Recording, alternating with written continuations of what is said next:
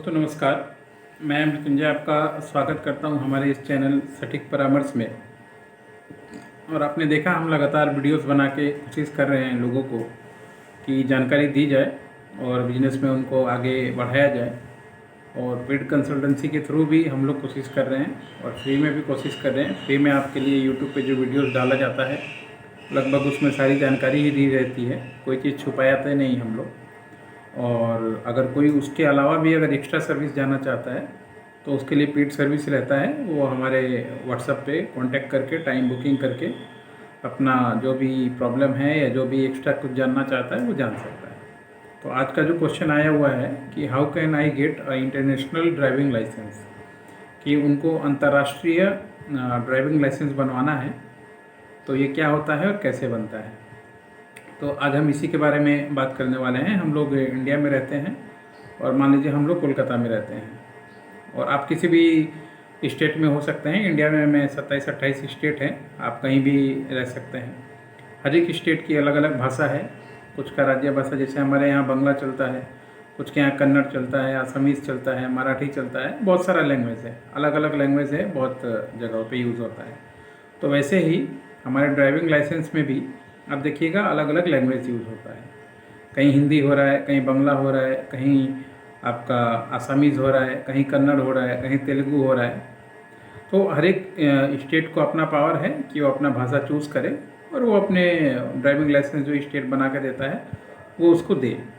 तो अगर मान लीजिए आपको इंटरनेशनल गाड़ी चलाना है या जाके ड्राइविंग का जॉब पाना है या काम करना है तो इसको क्या करना पड़ता है, आपको इंग्लिश में ट्रांसलेट करवाना पड़ता है।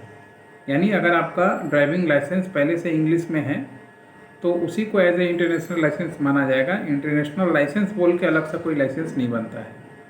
एक ही लाइसेंस को अगर वो इंग्लिश में है तो वो इंटरनेशनल होगा, और अगर वो इंग्लिश में नहीं है, मान लीजिए हम कोलकाता में हैं, हमारे यहाँ पे ड्राइविंग लाइसेंस जो है वो बांग्ला में है या हिंदी लैंग्वेज में है, तो आपको क्या करना पड़ेगा, आपको उस आरटीओ में एप्लीकेशन करके आपके उस ड्राइविंग लाइसेंस को आपको इंग्लिश में कन्वर्ट करना पड़ेगा।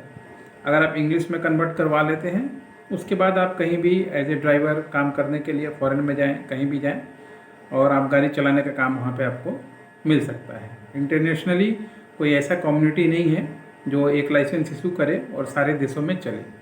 हर एक देश अपना अपना इशू करता है, मगर जो लाइसेंस इंग्लिश में है उसी को as a international driving licence माना जाता है। तो आशा करता हूँ कि आपका जो क्वेरी था वो सॉर्ट आउट हो गया होगा।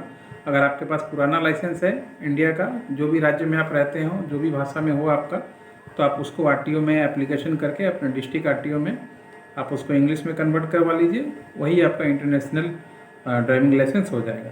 और अगर नए हैं, अभी तक नहीं बनाए हैं, तो आप पहले से ही अप्लाई कीजिए कि आपको ये सारी चीज़ें जो इन्फॉर्मेशन उसमें दी रहती है वो आपको इंग्लिश में चाहिए, तो भी आपका काम हो जाएगा।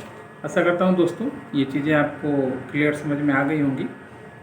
काफ़ी सिंपल क्वेश्चन था जो बहुत सारे लोग पूछ रहे थे, क्योंकि ये काम तो बहुत थोड़ा कम पढ़े लिखे लोग ज़्यादा करते हैं, तो उनको कौन बताएगा, कौन समझाएगा, इस वजह से थोड़ा ये बार बार क्वेश्चन आ रहा था। तो हमने क्लियरली एकदम सिंपल लैंग्वेज में आपको ये चीज़ें बता दी। आज के लिए इतना ही दोस्तों, नमस्कार।